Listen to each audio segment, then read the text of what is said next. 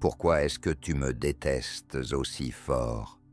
Cette question, lancée avec des larmes aux yeux et un cœur brisé, résonne dans l'esprit de nombreux parents. La douleur de sentir que celui qu'on aime le plus au monde vous rejette peut être écrasante. C'est une épreuve qui, bien que silencieuse, crie à l'intérieur de vous avec une intensité insupportable.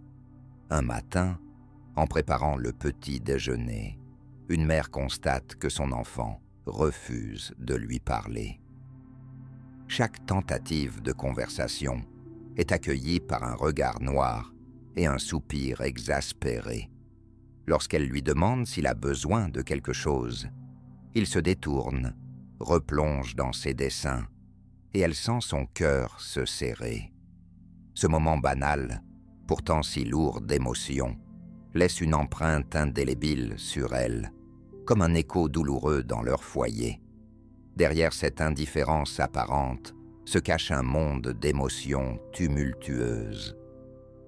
Le petit ressent une peur profonde, mêlée à une fatigue accablante, comme s'il naviguait dans des eaux troubles sans savoir où se poser.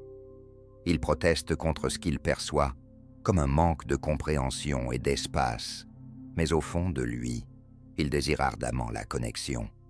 Ce conflit intérieur le laisse souvent sur la défensive, comme s'il devait protéger son cœur fragile d'une déception supplémentaire.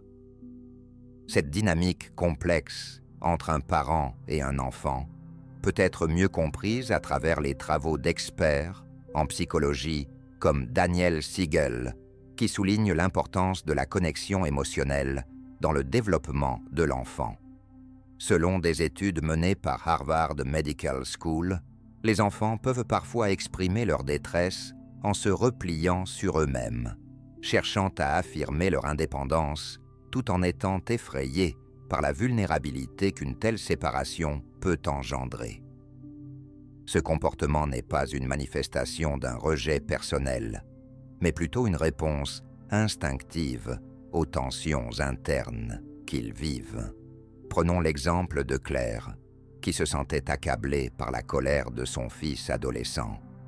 Après plusieurs tentatives infructueuses pour établir un dialogue, elle a décidé d'écouter sans juger. Ce simple changement a ouvert la porte à des conversations sincères, et leur relation a commencé à se réparer, doucement mais sûrement. Un autre parent, Marc, témoignait de l'indifférence croissante de sa fille. En prenant le temps de lui écrire une lettre plutôt que de lui parler directement, il a pu exprimer ses sentiments sans pression. À sa grande surprise, sa fille a répondu avec une vulnérabilité qu'il n'avait jamais vue auparavant, transformant leur dynamique et renforçant leur lien. Ces histoires montrent que, même dans les moments les plus sombres, il existe des chemins vers la réconciliation et le rapprochement.